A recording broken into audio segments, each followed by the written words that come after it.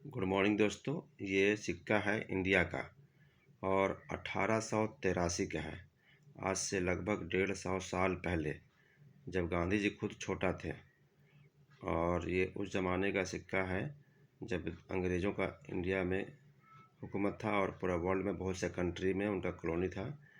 ये 1/4 आना है, मतलब पहले आना चलता था।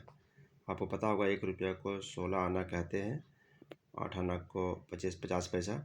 तो आना होता था, और आना भी ये नहीं है, 1/4 आना है। आना का भी चौथाई है, माना ऐसा 4 ठो मिलाएंगे तो एक आना बनेगा। तो इसके बारे में ये सिक्का है, और इसका ये आगे का हिस्सा है। आइए देखते हैं इसके पीछे के तरफ में कैसा है। ये देखिए, इसमें किसका फ़ोटो है?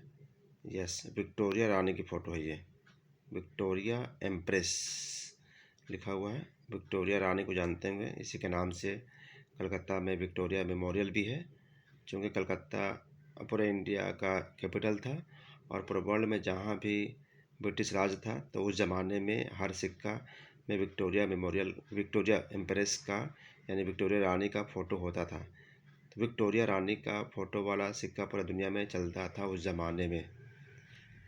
ये ब्रिटिश ज़माने का इंडिया का सिक्का का मैंने एक डिटेल बताया आपको, और जानकारी के लिए मैं दोबारा आऊँगा।